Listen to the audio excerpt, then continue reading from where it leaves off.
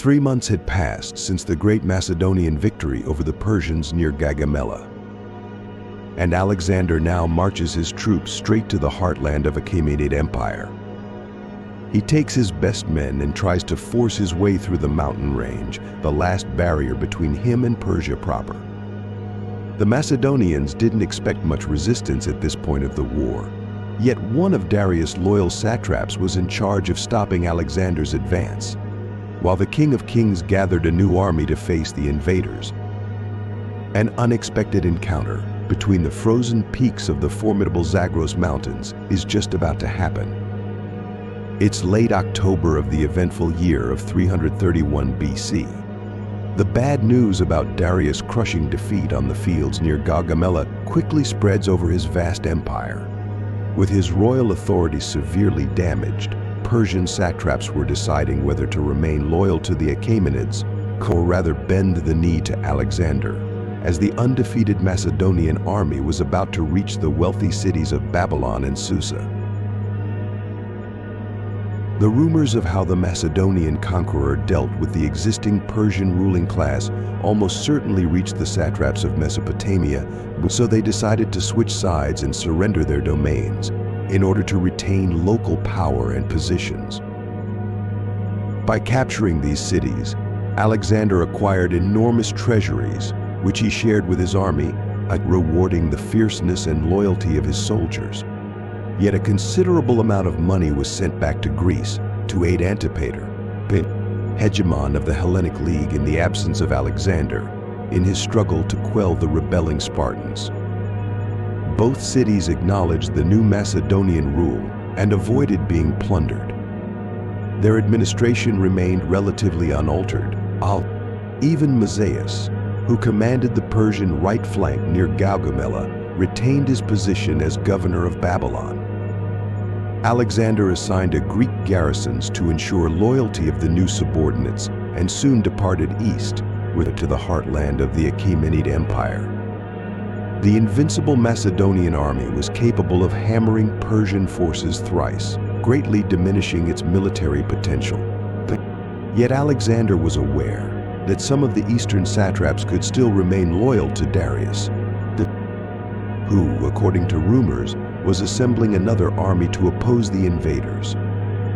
Keeping this in mind, with the monumental Zagros Mountains ahead, which guarded the entrance to Persia proper, he decided to divide his army into 2 pieces, thus spreading the risk.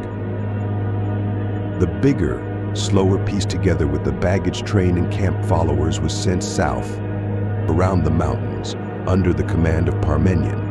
Alexander took charge of the nimble, less numerous force and led it straight to Persia through the narrow and precarious passes of the Zagros range.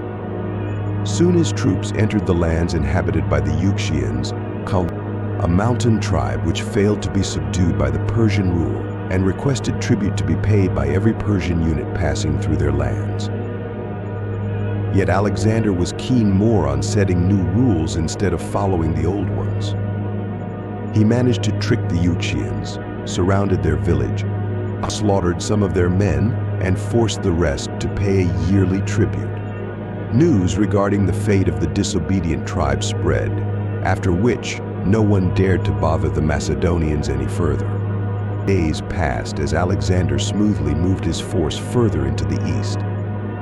The road became so uneventful that the Macedonian king neglected to send scouts ahead anymore.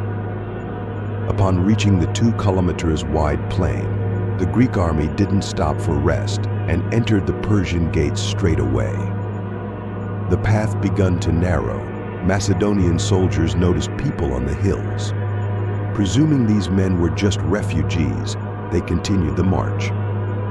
The road turned to the southeast, and since it was still morning, the sun obstructed the view forward. When the last units entered the pass, the Macedonian vanguard reached the point where the path took a sharp turn, and soon encountered a solid wall made of earth and rocks.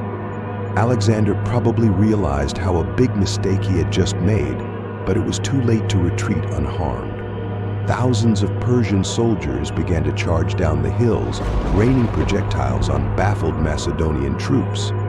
Ariobarzanes, satrap of Persia, remained loyal to Darius and prepared a sudden attack, hoping to disrupt Alexander's plans and gain some time to prepare the resistance of the Persian heartland. Ambushed Macedonians hastily organized the defense, but many men had fallen, and it quickly became clear that either they try to hack their way back to the plain or remain in the valley and die. Alexander ordered a general retreat to save his entire army and cut losses, a bitter choice, as many of the Greeks were still fighting in separated groups in the valley. They were soon vanquished by the predominant Persian forces, while the main body of the Macedonian army broke through to the plain. It was the first time Alexander was outsmarted by a Persian general. Ariobarzanes had chosen the best possible place to facilitate an ambush and executed it flawlessly. Macedonians set a camp in the valley and took care of the wounded. Alexander's situation was difficult. They were stuck high in the mountains in the middle of winter on hostile soil, with numerous enemies ahead. The Persian Gate was the only known pass around suitable to cross with an army. Days passed, while the Macedonian command discussed how to overcome the Persian blockade.